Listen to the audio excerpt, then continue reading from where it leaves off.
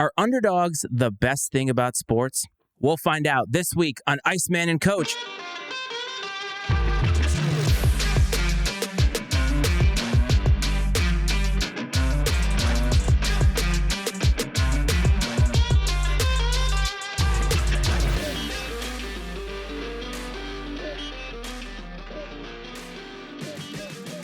What's up, everyone? Welcome back to another episode of Iceman and Coach. It is the second week of March. This is Matt Freitz, the Iceman. That is the coach, Brad Powell, if you're watching on YouTube. Coach, welcome to the show, my man. Iceman, it is March Madness, and I could not be more excited. And on top of that, one thing near and dear to my heart, we call it March Madness in the wrestling world, as the NCAA Division I wrestling finals are taking place in Tulsa, Oklahoma this weekend. I'm really excited about that. Kind of have that layered right on top of the NCAA tournament, the basketball tournament action this weekend. And, a little personal side bit, the Bradley Braves, my team, did get into the NIT, and they will be traveling to Madison, Wisconsin. By the time you folks listen to this, that game will probably already be in the books.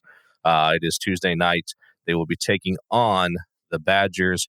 Really excited about that. I think it's a pretty good matchup for them. Things could get interesting after that, though. I stayed up late to watch the selection show, and Tom Crane actually picked them to come out of their bracket to go to the Final Four of the NIT. But side note, he was Brian Wardle's college coach and is kind of one of his mentors. So I think he might be a little biased. So first round upset is what I'm hearing? If you consider Bradley beating Wisconsin an upset, I think that it wouldn't surprise me if this thing comes out. I haven't seen the line. I'm sure it'll be out in the morning if it isn't out already. I bet it's within a couple points, probably for sure. Well, that will be interesting for you. Before we get started, though, we have a little bit of news. And below, if you're watching on YouTube, is our new call-in number, and that is 703-718-6314. And that is for all of you listening in the podcasting space. We want you to call. We want to hear your takes, no matter how bad they are. Keep them a little bit clean, though. Maybe don't take any personal shots against us, but we'd love to hear from you. So please contact the show, no matter how it is that you consume the show. And you're right, man. It is March Madness. But before we get into that, though, the theme of underdogs is something that I opened the show with. And last night I was watching the Oscars. Now, the Oscars was, or at least at one time, it was an event that kind of transcended popular culture. It was really like the event of all events. And yes, if you're listening or watching this, you're probably thinking it's just a bunch of rich people with an excuse to get dressed up to go and hang out together. But there is a lot of work that goes into those films. And no matter what it has turned into now, it used to be the popular films and the money-making films would actually be the films that were good. And at the Oscars, it's sort of shifted away from that now, where the movies that people don't see are the ones that go to the Oscars. But I bring this up because last night, as a child of the 80s and 90s, I'm watching two people accept their awards, and there were obviously more. And I'm watching Ke Huy Quan. You know him as the kid from the Goonies, and you know him as the kid from Indiana Jones and the Temple of Doom. And then I watched Brendan Fraser accept the Best Actor award. And both of these guys are underdogs, really, in a great sense. The kid basically was out of Hollywood for 20-something years, gets this role he had been giving up, basically, and he wins Best Supporting Actor. And Brendan Fraser had been obviously a huge hit in the 90s, he was a leading man in the 90s in a lot of franchises, and then all of a sudden he just sort of disappeared. And as a child of the 80s and 90s, seeing that happen and seeing the emotion, the real emotion on their face, we talk about sports and how great it is and the emotion that comes with winning a championship or accomplishing something, and seeing that, it really almost brought me to tears. And I wanted to bring that up here because I don't know how you feel about the Goonies, for instance, but it's a movie that I watched as a kid and I'll always watch it. But I also know that you have a Brendan Fraser take. Hey, you guys. I love the Goonies, man. You guys better watch it. We get too excited here, you might see a little truffle shuffle, but that's horrifying. Talking about, you mentioned some of the things that these two gentlemen have been through in their lives. One being a deep supporting actor throughout his entire career since his childhood, and Brendan Fraser obviously going from being a leading man and then having to go through some of the worst adversity possible. And usually once adults sort of phase out of Hollywood, especially under circumstances like that, you don't see them resurface, especially in a relevant way. And, you know me, man, the coach loves that. I mean, these guys are exhibiting that AFC North grit.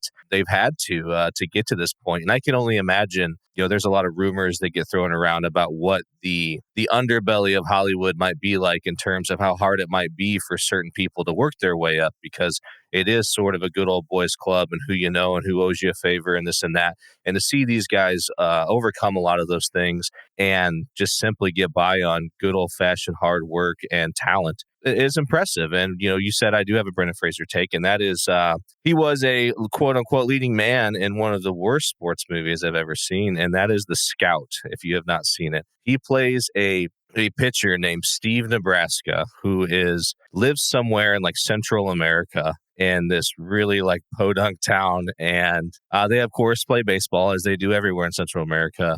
And a scout for the New York Yankees sort of makes a bad move, a bad pick, a bad recommendation. He gets exiled to this, what they perceive as this wasteland of baseball. And he comes across Steve Nebraska. And he, of course, throws the ball a million miles an hour, but he's very eccentric, very unique, very uncultured when it comes to like American culture. And it's interesting in ways, but it's just a really bad movie all around. And I would say that I was going to say it's worth your time, but it really isn't. You might be able to find a trailer for it somewhere that would probably do the trick.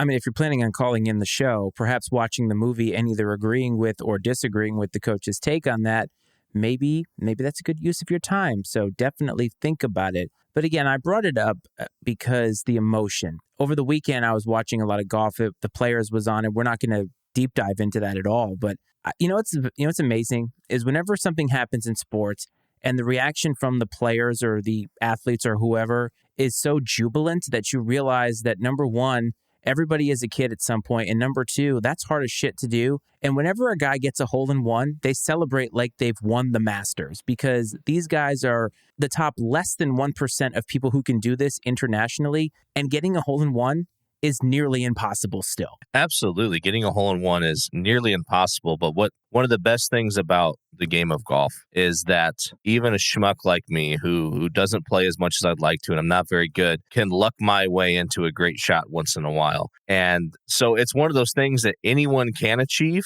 but very few people do achieve it, and it's almost impossible to replicate. Of course, there's a lot of skill behind it, especially at that level. But it just takes a lot of luck, and I think that's why you see the emotion, the outpouring of emotion, because they know how rare it is and how unique it is to happen. And I love that. That's my favorite part about sports. Every part of it, whether it's fandom or playing it, is just the emotion that gets wrapped up in it. Absolutely. And to segue to the NCAA tournament, at the Oscars last night, you had the Underdog stories, and then you had Jamie Lee Curtis, who basically wins a Body of Work award, a Lifetime Achievement Award, by finally winning an Oscar. First time nominated, first time win. And when I look at the NCAA tournament bracket, the selection show was last night. I did watch it. You did hold out on us, though, and didn't tell us that the head of the selection committee works at Bradley University. Like, when were you going to friggin' tell us that?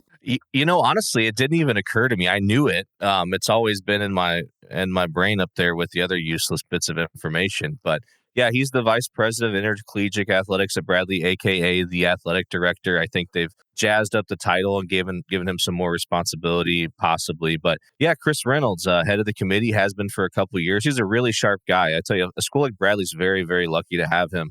He's from Peoria originally, which is probably a big part of why he's still here. But he spent time at Northwestern at Indiana. I believe he may have played for Bobby Knight at Indiana, if I'm not mistaken. He made a Final Four. Yeah, and but yeah, I mean, Bradley's lucky to have him, and obviously to see Bradley on the national scale, even if it's not for what they're doing on the floor, just to kind of have a voice in the room is pretty cool. Yeah, I thought so. And when they showed it, they showed Bradley University, and I thought, wait, this guy played there? Like, that's amazing to have the head of the selection committee. But the selection committee has a hard job. And last week, maybe I did take a little bit of a crap on conference tournaments and all that, because I do feel like in some respects it is extra basketball just for the sake of extra basketball. But once we get the selection show and you realize that they have crafted this tournament bracket that is really difficult to do and how much work they have to do to get to it, I realize that he is the perfect man for the job, because they're asking him, why did you choose this team over this team? And he had concise answers, but actually relevant answers. Hey, they had chances recently to up their resume and they failed to do so. But when I'm looking at the bracket as a whole, as somebody who, again, is 40 years old now and grew up in a different time in sports, and we know that collegiate athletics has completely changed now. The way that they recruit, everything is different. I'm looking at the top two tiers, the number one seeds and the number two seeds, and it's a lot of schools that traditionally haven't been there. The schools that you and I grew up basically assuming we're going to be one or two seeds, Duke, North Carolina, schools like that, they're not in the top tier anymore. They have transitioned because longstanding coaches like Coach K have retired. The game is being handed over to a new crop of coaches, but there are still some people out there like Tom Izzo who's sort of buried in the bracket somewhere. Rick Pitino, the vampire, is at Iona. He may be the next St. John's coach. But that's what I took away, is that this is sort of a new wave of college basketball. A lot of schools that have not traditionally been known are now at the top, and this is the future. Yeah, and you're seeing some teams from the South, from the SEC in particular, with Alabama getting the number one overall seed in the tournament. Then, of course, Houston. Now, Houston does have a little bit of a basketball history, the whole five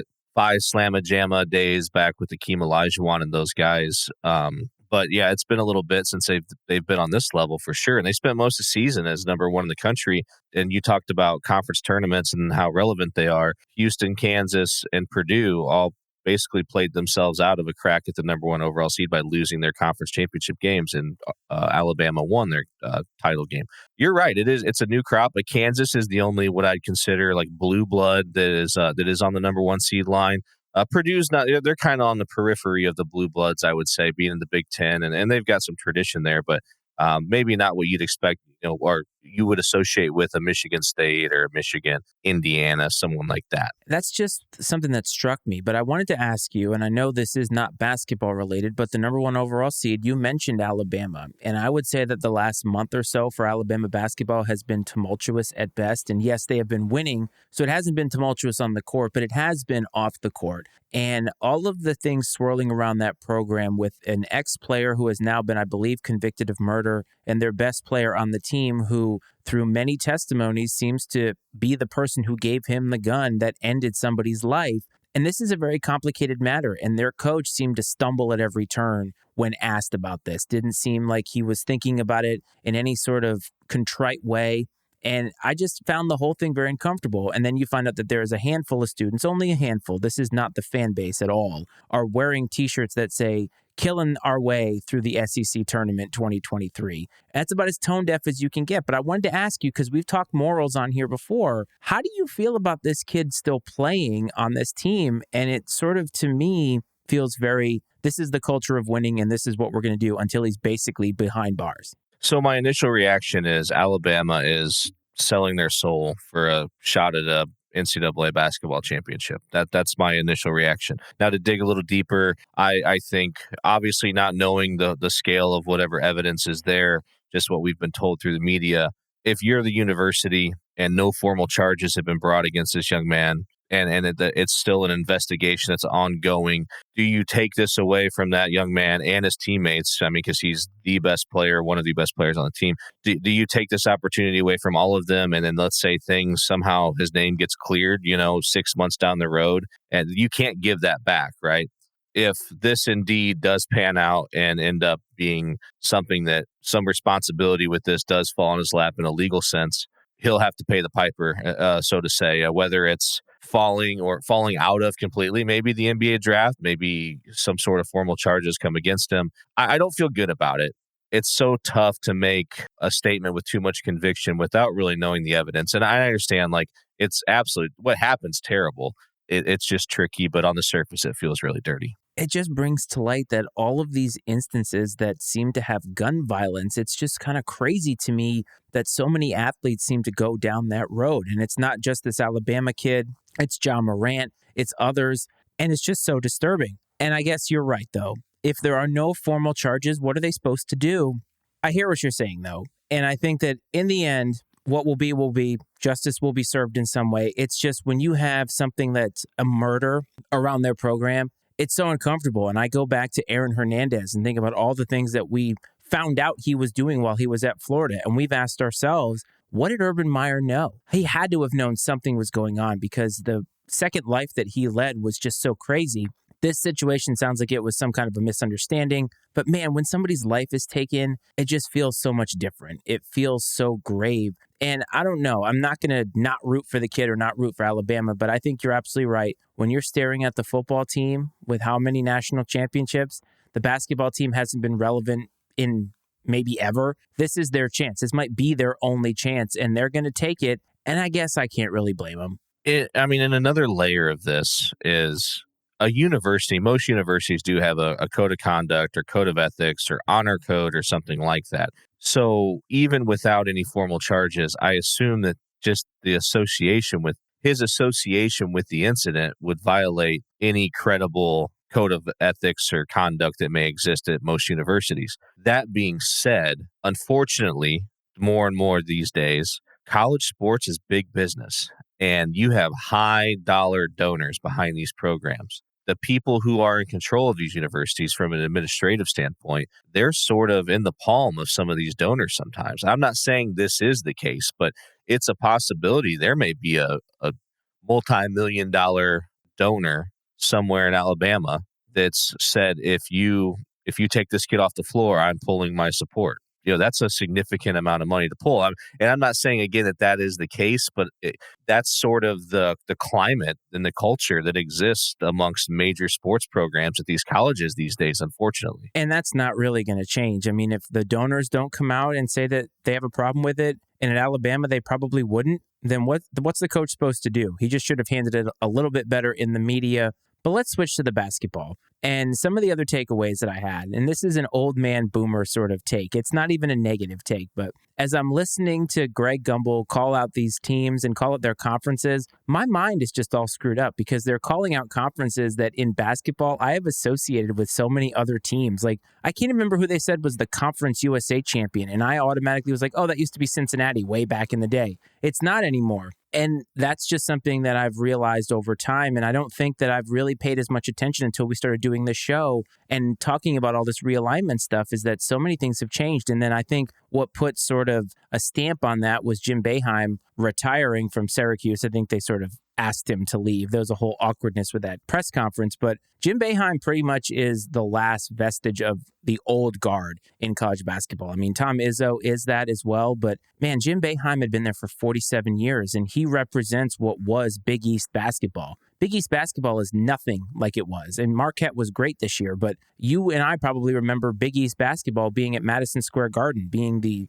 classic teams, your Georgetowns, your UConn, schools like that, St. John's.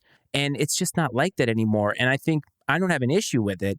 It just struck me, though, that we really are in a new era of college basketball, so much so that the coaches that we've always sort of leaned on to know in the NCAA tournament, they're not there anymore. And Jim Boeheim should have retired a long time ago, like I said last week. But man, 47 years at the same school. Think about how much has changed in college basketball in that time frame. Yeah, that's incredible. And there's a great ESPN 30 for 30 called Requiem of the Big East. It talks about the history of the conference, how they developed and everything else. It's really interesting. But to watch that and you see Jim Boeheim, and he's kind of built up to be this larger than life icon, and he really has been. And to see him go out the way he did is sad, because Coach K kind of got to go out the right way and on his own terms.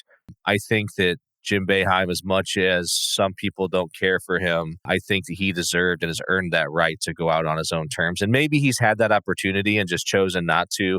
Who knows what's happened behind closed doors and meetings at Syracuse. But it's sad to see it happen the way it did. But you're right. A lot of the old guard is gone. And it'll be interesting who sort of rises up to, kind of take the throne, per se.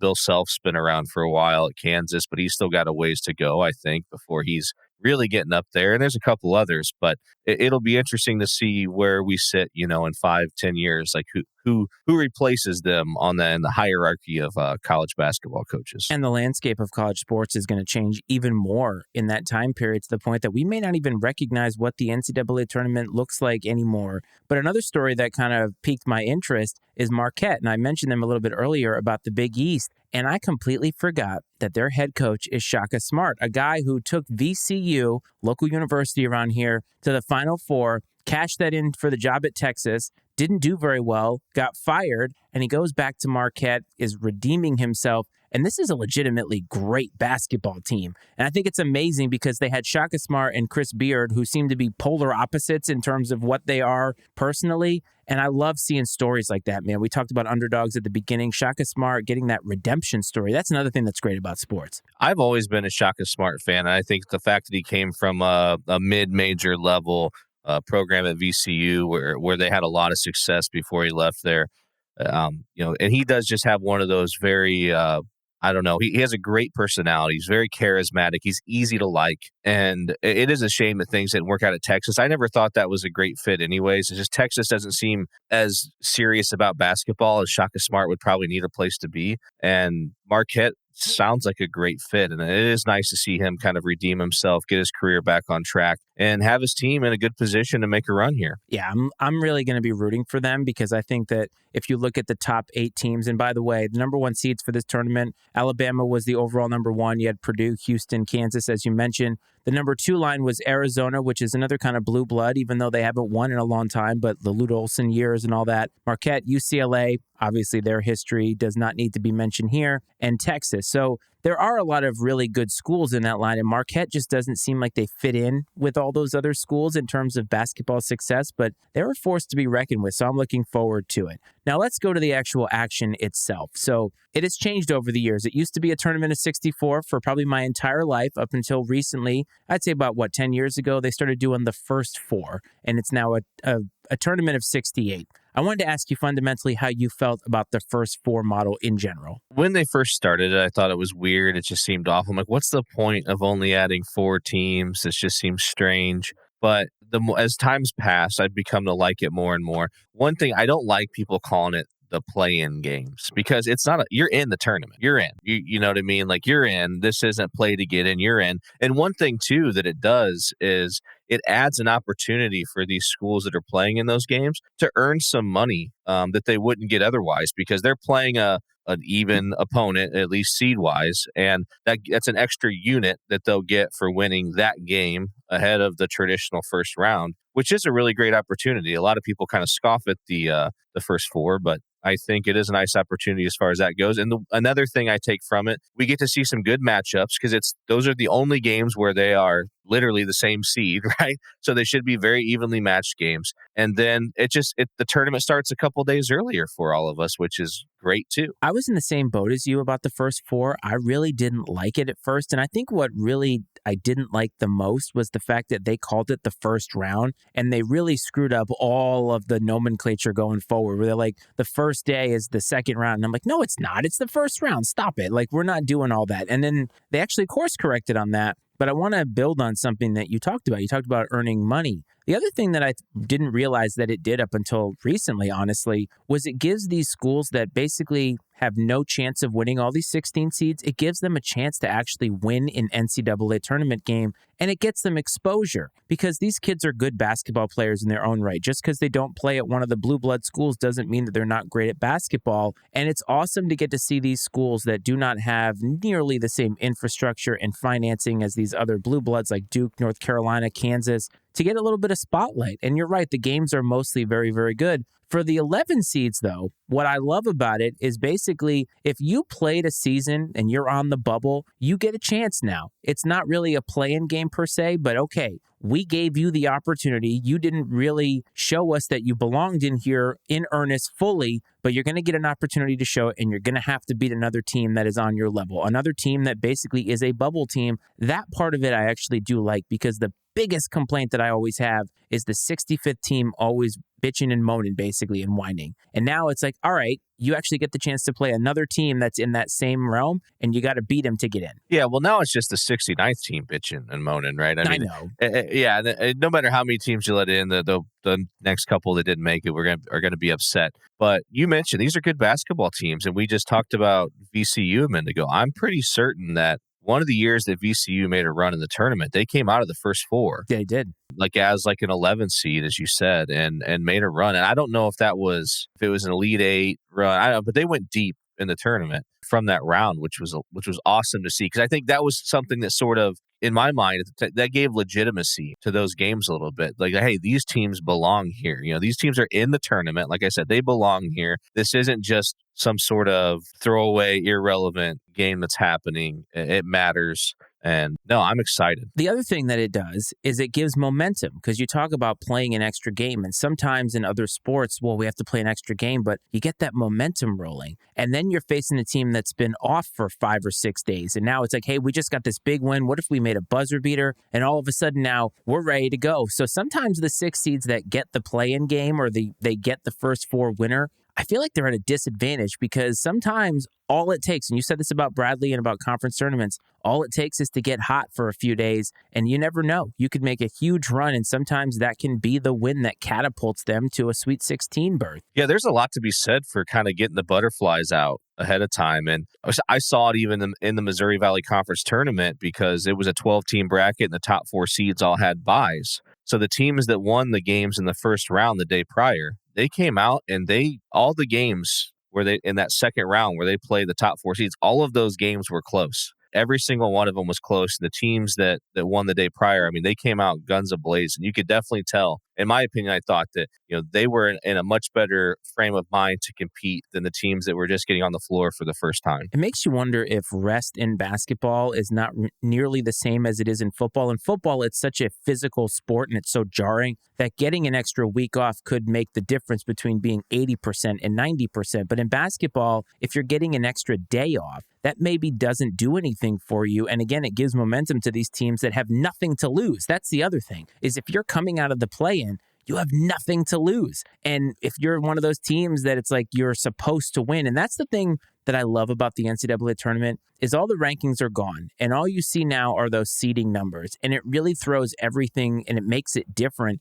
and you put expectations on teams that have those low numbers. So if you're number 2 seed, we have expectations of you, because you should be beating a vast majority of the teams in this tournament, and that's not how it goes. The number doesn't mean anything. It just tells you where a team is based off of the field. But once you get on the court, all bets are off, and that's why the tournament is so great, and you see so many upsets all the time. Oh, 100%. And to talk about, a team having momentum, I think that basketball is a game of rhythm, getting into a rhythm and muscle memory. And I think playing, the closer you can put games together while still getting some rest in between is ideal. That's one thing I'm nervous about Bradley tomorrow night, is it's been a week and a half since they've played. I'm a little curious what things look like. Wisconsin just played a few days ago, so they might kind of still have that rhythm going a little bit, but it's definitely relevant. And like you said, right now, throw all the rankings out the window. The seeds put you in the tournament.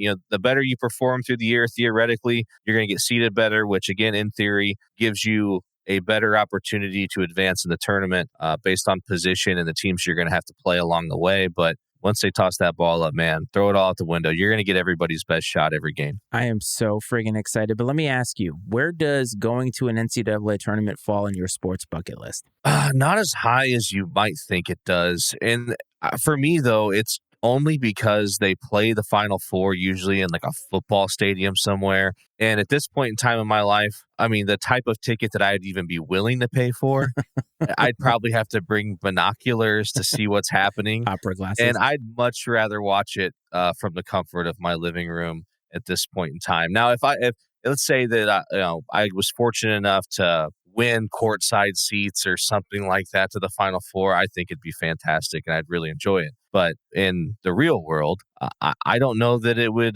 be something I'd be too intrigued by. I was fortunate to go to the Sweet 16 and Elite 8 rounds when they were here back in 2013. Gosh, 10 years ago now. And those were like $600 a ticket, but I was behind one of the baskets, so like a few rows up. So we actually had decent seats. Now, not the greatest because you can't really see as much what's going on the other side of the court, but the atmosphere was great. I didn't have a team in the running, and it was so awesome to be there and see them cut down the nets and stuff like that. And I believe Marquette actually was the team that went to the Final Four that year. That was when Buzz Williams was the coach before he came to Virginia Tech and resurrected our program. And it's just a lot of fun. But had it not been something I had done and I had to decide right now what was on my sports bucket list, it probably would have been down the totem pole. But I have a hot take for you. Going to a Super Bowl, not on my sports bucket list. Not for me either, man. Like some of those big time events, they're just not what they're all cracked up to be. I think if you're able to go and enjoy them in a certain way, like the best possible way with the best seats and the best experience where, you don't have to go through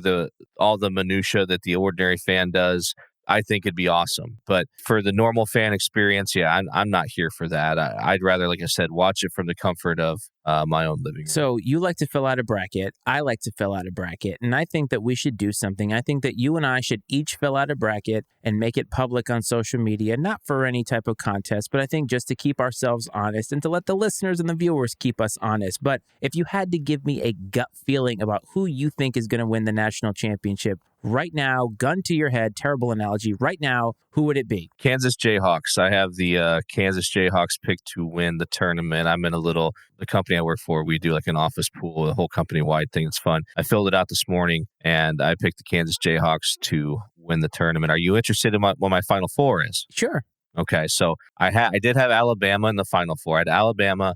I believe I may have had Marquette in the Final Four, and on the other side, it was Kansas and Houston. So, I mean, I went pretty chalk for the most part. I mean, I had a few upsets early on, but mine's chalk most of the way through, which honestly I feel like is the safer way to go if you are trying to win a bracket pool or something like that. I agree. I think you usually have to go ones and twos a lot of times, maybe some threes. It kind of depends on where teams are seated. Sometimes you get a sneaky seed like Gonzaga's a 4. That could be a little bit sneaky, something like that. But I agree with you. So if I had to give you a gut feeling about who I think is going to win, Kansas does stand out to me as well because of everything with Bill Self recently. They're definitely on an emotional ride. But when I see teams like Arizona, they've played a lot of really tough competition. The Pac-12 is actually good. We make fun of it in football, but UCLA and Arizona getting on that 2 line is pretty special. But I don't do a bracket until the night before. I let all the games play out because we don't pick the first 4. So I wait until everything happens. And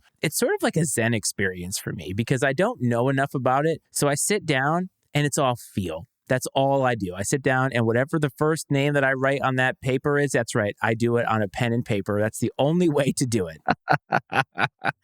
You fit right in with our baseball fans. Yeah, that's true. That's true. But sometimes there's just a feel about it. And then once it's done, I'm done. I do one bracket. That's it. I don't do more than one. That is it. So the bracket that I have here will be the bracket that I use the entire time because I think you have to have one bracket. And if you win on that bracket, you are the man. And I will say this, my father, when he was working, I won his office pool at 11 years old. That's something to be proud of, man. Do you have that bracket sheet framed anywhere? My father does have it, and the reason he has it is because I picked an entire region correct. That was 1995 when UCLA won the national championship. That is incredible, man. That is an awesome, awesome story. You should dust that thing off maybe for next week's show, and we could break it down a little bit. That would require my father using technology, which is not something he's very good at, so that probably won't happen.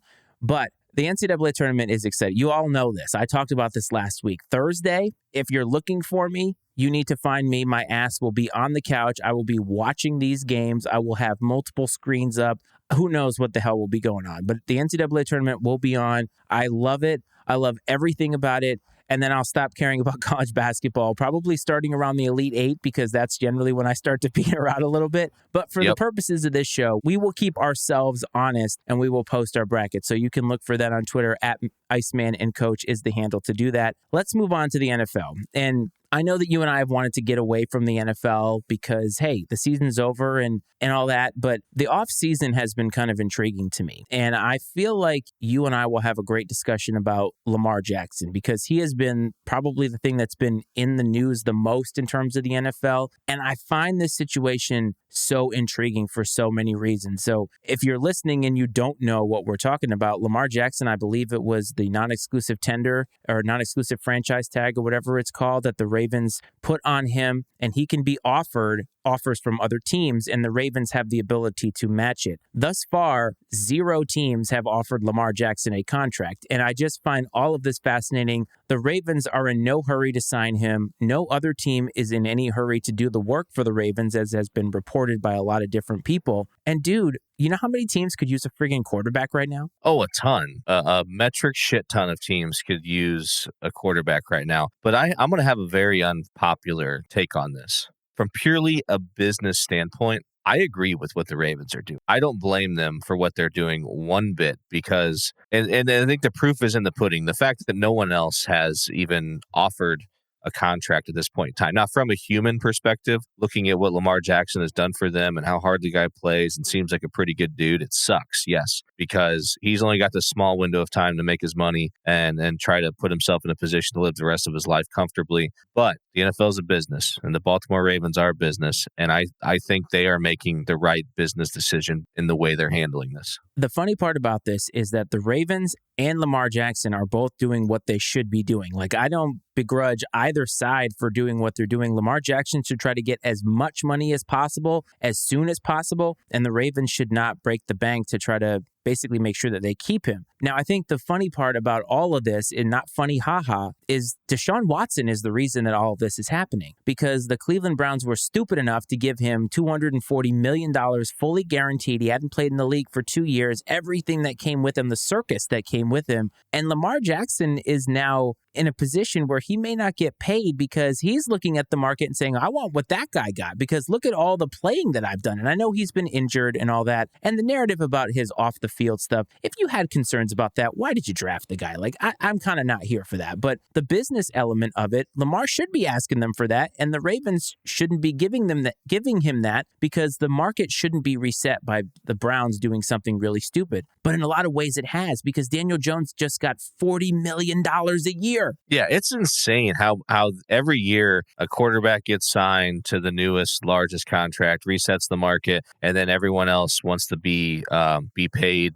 relevant to whatever that number was, and it just creates this vicious cycle. I'm telling you right now, the NFL, I think the game is changing, and this stinks because Lamar Jackson's probably like 5 to 10 years ahead of where he could really be even more beneficial to a team. I think the game's changing a little bit and that quarterbacks are going to become similar, not the same, because it won't be by committee, but similar to running backs. I think they're going to have shorter shelf lives, and you're going to have more quarterbacks who are capable of coming in and winning football games, like we saw with the 49ers, for example. I think you may see more situations like that where teams are going to have other capable guys. I think you're going to see fewer of the traditional franchise quarterbacks like Aaron Rodgers and guys like that stay with the team forever. Now, I could be completely wrong, but I just think that you're going to see maybe not, but quarterback salaries may start to come down a little bit because they realize you don't have to have some sort of generational talent to be successful. And it may be a deal where the system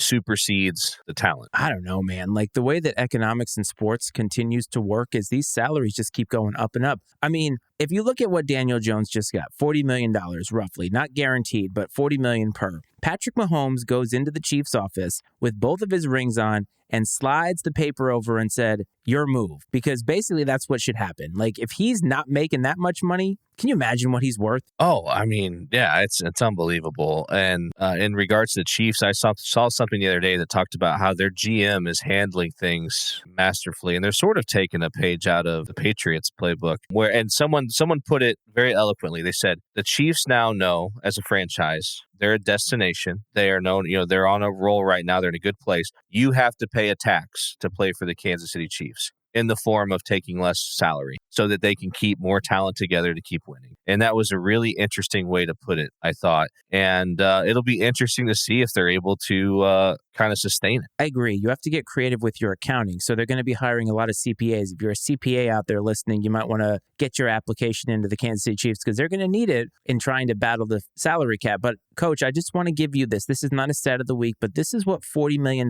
bought the New York Football Giants. And this is from Warren Sharp on Twitter. Daniel Jones is the only quarterback in the modern passing era to play 10-plus games for 3 consecutive years and throw fewer touchdowns than games played every year. In 2020, 14 games played, 11 touchdowns. In 2021, 11 games played, 10 touchdowns. And last year, a year that we said he massively improved, 16 games played, 15 passing touchdowns. He's the new Kirk Cousins, man. man. That's who he is. Could be dangerous if in the right system. He may be in the running next year for the DB Cooper Award. It's absolutely unreal what people are willing to pay just for consistency even, right? I mean, because the guy's not putting up dynamic numbers, as you just indicated. I think that people are just terrified of what they may end up with if they don't keep what they have. The thing about the Ravens, though, is shouldn't other teams that want Lamar Jackson put an offer to try to raise the price for the Ravens because they can match it? So they're probably going to match it because I think they do want to keep him. And doesn't that screw them over financially? Yeah, you'd think so, but maybe they're concerned that the Ravens will call their bluff and then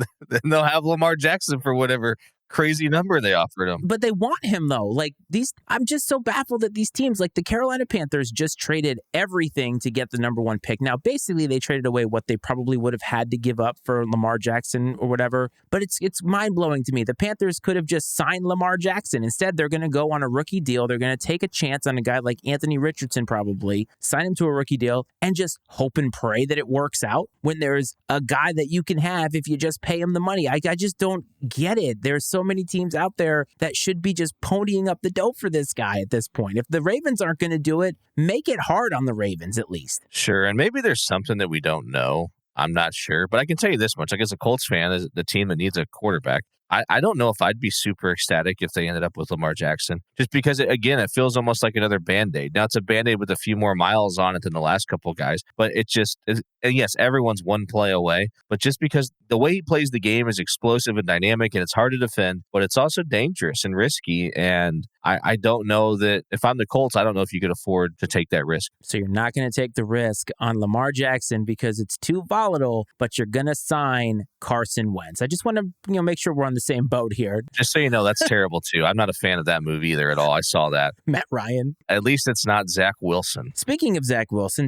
is probably wondering what he's going to be doing next year. He's either going to be working at the local supermarket or holding a clipboard because Mike White is now a Miami Dolphin, and the Jets are all in on getting Aaron Rodgers, which puts them in a very precarious position because free agency opens today and all these quarterbacks are going to get signed. Jimmy Garoppolo now to the Raiders, and they're just hoping and praying. They have a deal in place with the Packers, and the Jets, all of their chips are in on Aaron Rodgers. And I feel like the Jets are the kind of team where Aaron Rodgers is just going to decide to retire. I don't know if he'll do that. I could see it being a pretty entertaining situation because he's not going to get the leash that he got in Green Bay with his attitude and his demeanor. I don't know if New York's going to put up with that the way they did in Green Bay. So it'll be really interesting to see what takes place if, in fact, he does end up there. And I mean, I guess the Jets think they're a quarterback away, and so they're going to rent Aaron Rodgers for a few years and see what happens. I'm not sure it's a good fit, and Cleve would tell you that too. Like, I don't think it's a good personality fit because New York is not really a market in which you can go do darkness retreats when things don't work out. They want results. I mean, man, they were calling for Tim Tebow when Mark Sanchez couldn't get it done after the butt fumble game, and that guy went to 2 AFC championship games in a row. This fan base is salivating for something, and all we've gotten is not just mediocrity, but just laughingstock of the league. And Aaron Rodgers really doesn't play well with rookies and young guys. That is an extremely young team. There's not a lot of veterans on that team. Do you really see Aaron Rodgers coming in and not just being a diva? No, I think you're absolutely right. And I think I agree. I think it's a bad fit. And especially with a young head coach, Aaron Rodgers and young head coach, or just young people in general, don't strike me as a recipe for success. I think he could be successful with like an Andy Reid type guy, which obviously they're pretty well set at the quarterback position. But I think if he played for a veteran coach that's been around the block, Rodgers seems like the type of guy that respects those people and is more open-minded to that as opposed to like a Matt LaFleur. Like, from the day that Matt LaFleur walked in the door, I imagined it like Ron Swanson on Parks and Rec when he's at the hardware store and the guy walks up and he goes, "I know more than you." I imagine that's what happened in the offices at Green Bay when Matt LaFleur walked in to introduce himself to Aaron Rodgers. I don't know. Like Aaron Rodgers, I don't think that he cares as much about winning football games and Super Bowls as the Jets fandom wants him to. And they're going to have to give up, I assume, a lot to get him because Aaron Rodgers is a Hall of Famer. He's going to walk into Canton as soon as he is eligible. And the Jets, I feel like, are in such a bad position because if they don't get him, They are so screwed. Yeah, they've got to make a move because, Zach Wilson's not the answer. And it would be interesting to see who they have to settle for if they're not able to land Rodgers. I would have taken 5 years of Derek Carr over a hope and a prayer on 2 years of Aaron Rodgers, because at least you get 5 solid. I mean, I know that Derek Carr is not a great quarterback. I get it, but he's a solid quarterback. He's definitely an improvement over what they've been slopping out there the last few years. And with a young team, you got a guy who's a great locker room presence, gets along with a lot of guys, seemingly well-liked across the entire league. You get 5 years of that, and you might get a Super Bowl or a deep playoff run. And yeah, maybe you don't win the Super Bowl, but the Jets have to be salivating for just about anything at this point. Think about the list. I'm sitting here in my head just running through the list of people who have played quarterback for the New York Jets over the last 10 to 15 years. Oh, it's a lot. Right? I mean, I had forgotten about a few of them, to be honest with you. But yeah, Geno Smith played quarterback there. We had, you had Tebow, Mark Sanchez, like you mentioned, Brett Favre, Joe Flacco, Ryan Fitzpatrick. Yes. I believe at one point in time. I mean, it's just absolutely insane, right? I mean, Chad Pennington was probably the last consistent, solid quarterback they have had. And they drafted him. Think about that. Yeah, I mean, did they draft any of these other guys up to? Did they draft Geno? Yes. And they drafted Mark Sanchez. Now, Mark Sanchez had an opportunity to be good, but I think Rex Ryan got in the way of that. I mean, their formula for that was good defense, and Mark Sanchez didn't have to do a whole lot, and they just messed that up. But that organization can't seem to get it right, and I'm waiting for Aaron Rodgers to retire so that Jets fandom are like, well, what do we do now? Because we just kind of put all of our eggs in this basket, and we hired this buffoon, Nathaniel Hackett, as our offensive coordinator. Yeah, can you imagine the conversations that are happening on the streets of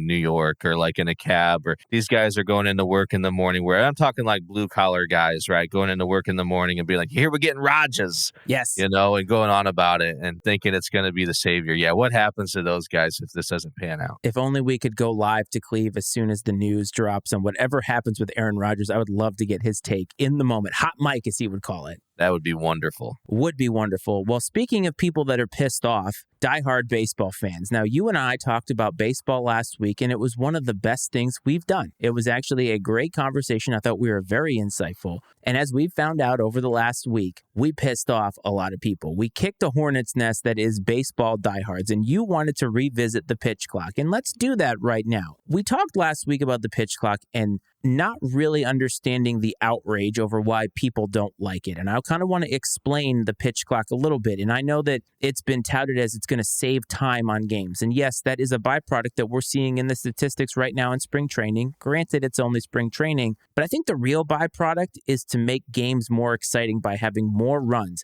getting more value on actually getting a hit. You remember, man, when we watched baseball 20 years ago, guys going first to third, guys doing hit and runs, those things actually mattered. When you got on base via a hit, it mattered. Balls in play continue to go down. That's what the pitch clock is trying to do. It's trying to make baseball more entertaining. Why is anybody against that? I'm not sure. And I think that people assume or make the comments, like we said last week, that if you like the pitch clock, you don't know baseball, you don't understand baseball. I love baseball. I love small ball. I'm sad that small ball is not really a thing anymore. Sack bunting to get a guy over, stealing bases, things like that. I mean, it just does not exist. It's become a feast or famine type of game. Yes. Now, is the pitch clock going to change that? I don't know. I'm not sure. Well, it's to be determined. One thing we talked about last week, though, we made it more maybe about the hitter as opposed to the pitcher last week. I got to think for the most part as a pitcher, you might like it a little bit because it allows you to get into a rhythm. I think one thing that probably happens a lot out there on the bump is you get in your own head a little bit once in a while. I mean, it's a long season. And I think that, a lot of times, especially in a game like baseball where it's sort of this chess match that gets played between the ears. And the more time you have to think about stuff sometimes, the worse off it is. If you've got to get on there and throw a pitch every 20 seconds or so, I think that can only be beneficial in the long run. You get into a rhythm, you're feeling good, you're not thinking, you're just executing. I don't see what could be bad about that. Yeah, it's going to be weird. People are going to try to take advantage of it in weird ways, but I think that it'll settle in and ultimately it will be a good thing. I'm curious, though. I want to hear some actual counterpoints from listeners out there that are absolutely against the pitch clock. I want to hear why you're against it, how you think it hurts the game. We've got the hotline number scrolling across the bottom of the screen. So get on the phone, call the operator, get out your rotary phone or whatever it is, or maybe you're still crafting your letters via feathered quill to send to us with the Pony Express to let us know what your takes are on the pitch clock as you're sitting there writing by candlelight to tell us that we don't understand baseball or we don't love baseball. I think that this is ultimately going to be a good thing. Like everything else, it's going to work itself out and settle in, and it's going to make the game better. The thing is, though, is you hear the players and the managers talking about the fact that the players are already adapting. Like, I think it was Aaron Boone. They had a spring training game at some facility that didn't have a clock because, they're playing in the middle of nowhere. They're not playing at their normal facilities. And the players actually continued to speed up. They didn't actually need the clock to be kept on because I think they're getting used to it now that it's fast paced. I mean, you're seeing the stats that are coming out. I think it's Jeff Passan who was talking about they shaved an average of like 22 minutes off of games. That's huge. And I know that people will say like, well, it doesn't have the same feel to it. There's not going to be the same tension. Yes, there is. When they get to October, there will still be tension. And honestly, if they wanted to, they could get rid of the pitch clock for just the postseason if they wanted to. But through 162, think about that, 162 games. The NFL is 17 games. Think about how many people complained about adding an extra game. 162 games. It's almost every damn day for 6 months. They got to do something. You can't watch every single game. It's just not feasible. Baseball fans have gotten to this place, diehards I'm talking about, where they can't change anything. I don't understand that at all. I mean, to that point, you and I talked about Shohei Ohtani, and I asked a bunch of people offline, is Shohei Ohtani a great thing for baseball? And almost unanimously, everybody said he's probably the best thing that's ever happened to baseball. And yet you and I talk about it last week, and you get more people disliking that take than liking that take. Like, these can't be real baseball fans, can they? I wouldn't think so. I mean, we said it last week, evolve or die. Baseball cannot survive on the backs of only diehard fans. It simply cannot. And I understand that I'm a traditionalist and things that are near and dear to me, I hate to see them change. You want to just clinch onto it and hold on as much as you can because you feel like the game that you love is going to become something completely different. But I'm just telling you, hang in there. It's going to be okay. It'll be weird for a little bit. Like you said, the players are already adjusting. I think it's ultimately going to be a better brand of baseball.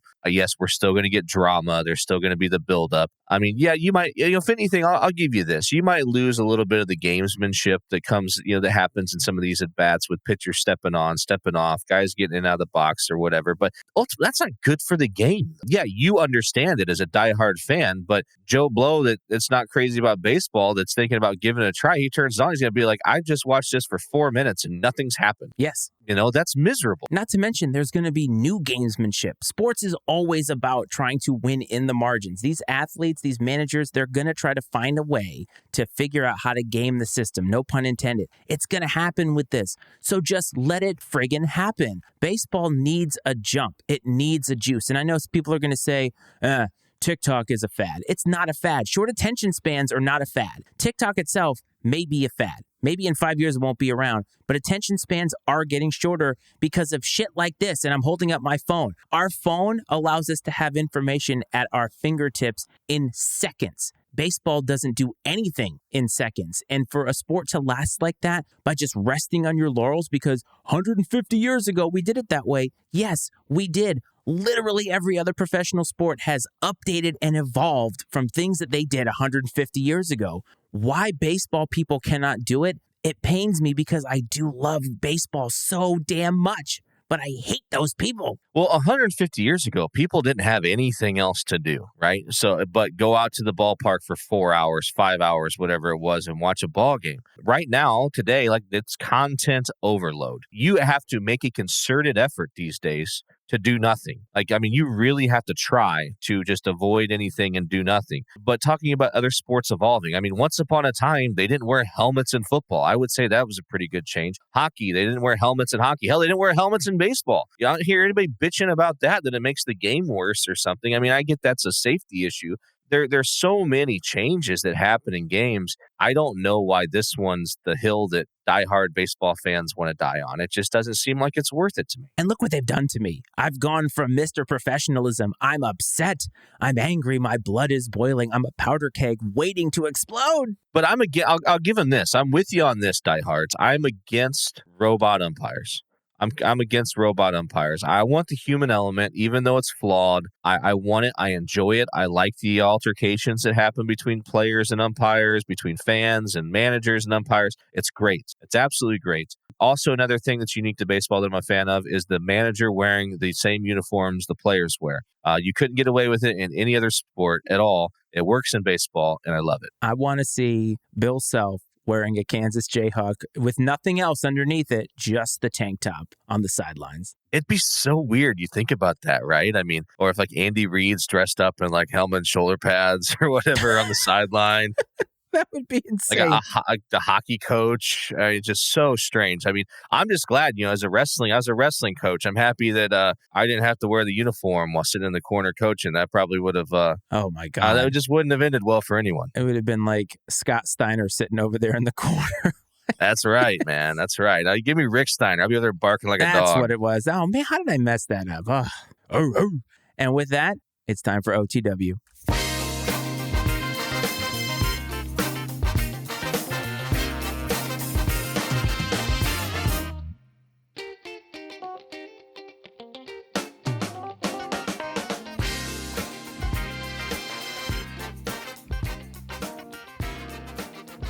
OTW of the week.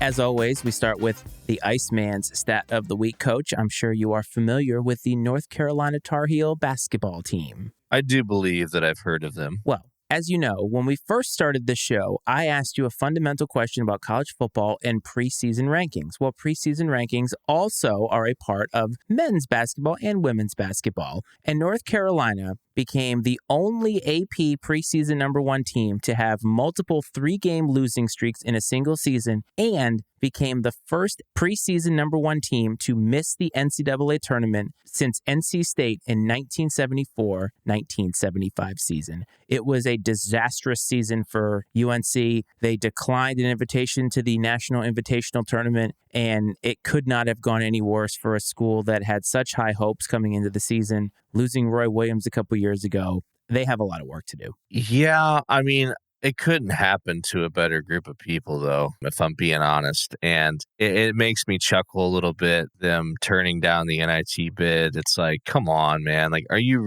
have your nose in the air that much that you can't come play in this tournament? And I mean, I would have loved nothing more to see one of these mid-majors that made the NIT go to Chapel Hill and beat them. That would have been sweet. Now, I mean, they would have, if they were focused and locked in, I mean, they would have maybe had their way with the NIT field, honestly. They're still a good basketball team, even though they didn't really perform consistently throughout the season. But I mean, in one way, I'm pissed about it. I mean, they do what they want. That's fine. I think they're cowards for it. But I think why it pisses me off is being a mid-major homer. I think they took the opportunity away from someone to go in there and give them a game.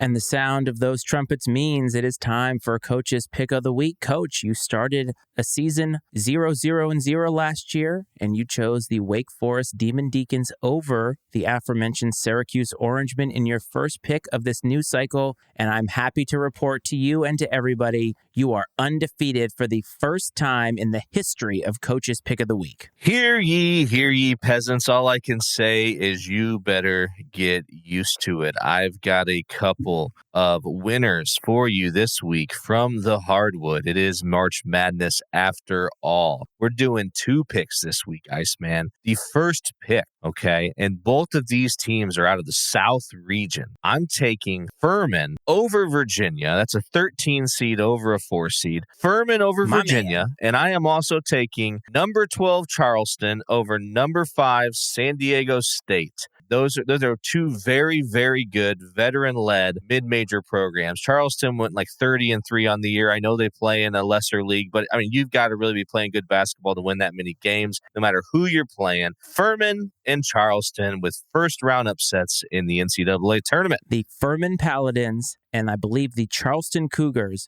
upsets in the first round of the NCAA tournament. My man, anytime UVA gets upset, I'm a happy camper. So let it be written. So let it be done.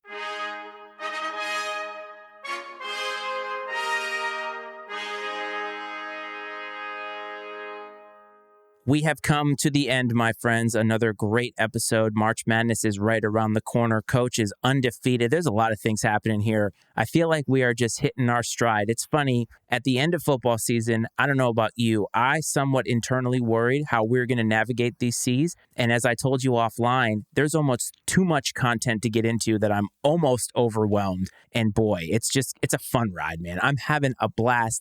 And baseball fans are going to hate the shit out of me this week. That's okay, man. I love it. I'm here for it. And I think that one thing that's nice about being after football season is I feel like we have a lot of freedom to talk about sort of whatever we want to. During football season, it's the biggest thing going on in the country and the sports world at that time. And so there's almost an obligation, right, to make sure we're focusing on football, whether it's college football or the NFL. And we both enjoy football, too. I'm really enjoying this so far. It'll be interesting to see how we continue to evolve throughout the rest of the spring into the summer before football comes, because there's just a lot of places out there we can go with this, man, and I cannot wait. Same here, man. And speaking of things I cannot wait for, Thursday, I don't know what you do. Thankfully, I work from home, so I can have the games on in the background, but a vast majority of, I would assume, men in this country happen to be sick on Thursday. So if the coach is on the mend at the end of the week, it is because he has March Madness-itis and needs to check out those games. But for the rest of you, just make sure you're not doing anything stupid if you call out of work, like being seen on social media or seeing your boss at a bar or something like that. Just play it straight. Sit your ass on your couch in your home.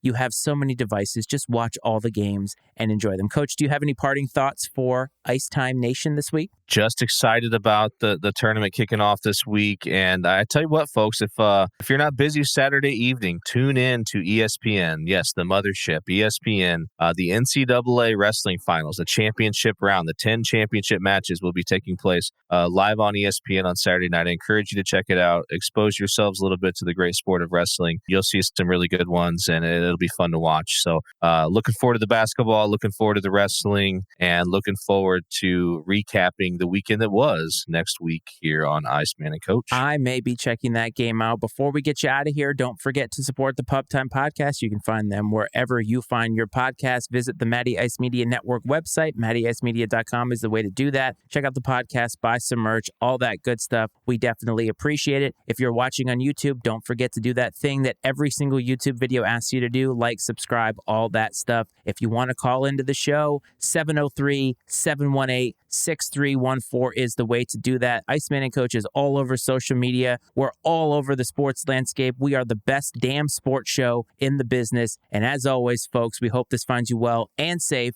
This is Iceman and Coach.